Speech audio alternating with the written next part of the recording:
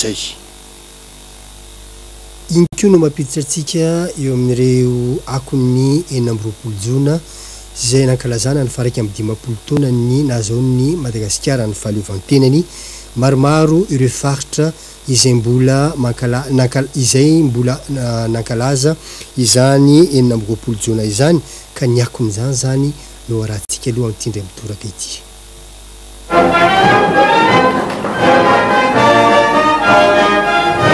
Nankalaza ny faharaiky amin'ny 10 taona ny fahaleovantenan'ny Madagasikara ny masoivon'ny Madagasikara tany Nosy Maurice Notarian'Andriamatory Richard Via mpiandraikitra raha Vonjimaika.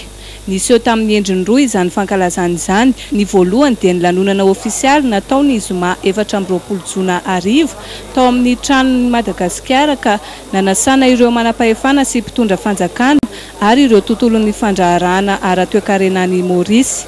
Niaraka tamin'ny lehiben'ny andrim-panjakana mpitsara ary ireo diplomatin'ny firenena naman'ny Madagasikara. Faharoa kosa dia fitaom-pivavahana narahana fiaraha-mifaly niaraka tamin'ny fianakaviam-ben'ny malagasy miasa sy monina any Maurice.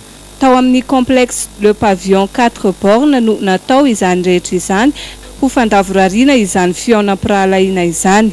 Tamin'io fotoana io no nanoloran'Andriamatoa mpiandraikitra rany Masoivo ireo amboaran'ny fifaninanan'ny fahaleovantena tamina taranja vitsivitsy. Ankoatran'ny matso lehibe ny tanterahana teto Manakara renivohitra ny faritra Vatovavy Fitovonany dia isany nanamarika ny fankalazana faraiky amin'ny 10 taona nahazoan'ny Madagasikara ny fahaleovantena ireo fifaninana ara-panatanjahantena maro. Isan'izany ny fifaninana mitondra lakana, ny lalao baolina kitra, ny basketball, fa ny tena nahaliana ny mponina sy ny tanora dia ny pisiny lalao baolina lavalava izay nandraisan'ireo ekipa avy aty Antananarivo Anjara satria taranja mbola tsy misy amin'iny faritra iny zany taranja izany. Izany no totosa dia noho ny fiaraha-miasa ny section na rugby eto Antananarivo renivohitra sy ny fiolefitra ny kongresy ny tetezamita faritany Fianaratsoa Andriamatoa Andrea Tsizehena Benja Urbain ka nanolorana Lucas Amboara maromaro ho an'ireo mpandray anjara.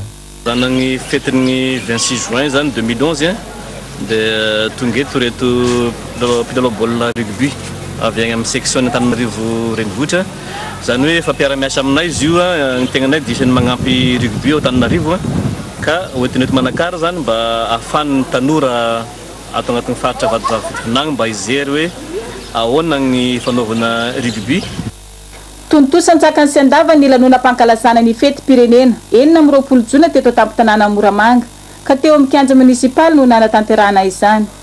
Natomboka tamin'ny fisafonany Andian-tafika ny lanonana izay notarian'ny lehiben'ny distrikany Moramanga Andriamatoa Laivao Jean Joannes sy ny lefitry ny komandany sekoly ambonin'ny zandarmerie pirenena eto Moramanga ny colonel Ranarvo Léonce ka narahin'ny firedonana nira-pirenena ary dia niroso avy hatrany tamin'ny fizarana ny mari-boninahitra ka nisy valy-mianadahy izy ireo no nizarana izany mari-boninahitra izany.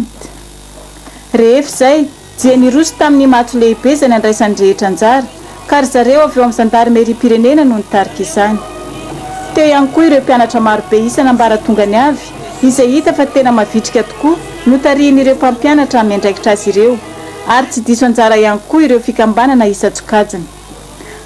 Taorian'ny fankalazana ny fetim-pirenena 20 jona dia tonga teto Moramanga ny lehiben'ny faritra loatra mangoro ny Dr Ramandeha Manana Richard sy Ramatoa vadiny ary ireo mpiara-miasa aminy ny andro ny 17 jona. Nisaotra ny vahoaka atao anatin'ny district amin'ny Moramanga sy ny faritra iray manontolo tamin'ny fahendrenana seho nandritry ny fankalazana.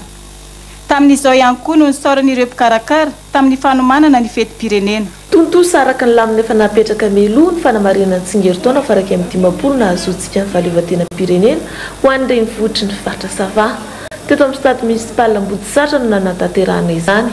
Fisafonany Anditafika ny taon'ny lehiben'ny faritra Andriamatoa Abdila no nisantarana ny fotoana avy eo dia niroso avy hatrany tamin'ny fanolorana mari-boninahitra ho an'ireo valan'ny fitopolo menada.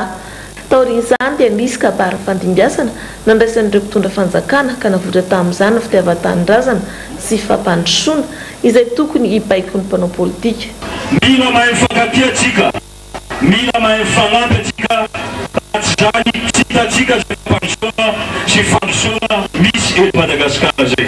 Fa malalaka kosa ny fifidianana ka izay mamim-bahoaka no tokony hitondra hoy ny lehiben'ny faritra. Ary dia matso lehibe nandraisan'ny tafim-bahoaka no tarihan'ny lieutenant Randriamilanto Georgier, ny tsikoto, ny mpianatra sy ny mpampianatra ary fikambanana ny taksi vilanjara no nanoizana amin'ny fotoana ka samba no misy filarana motara tamin'izany.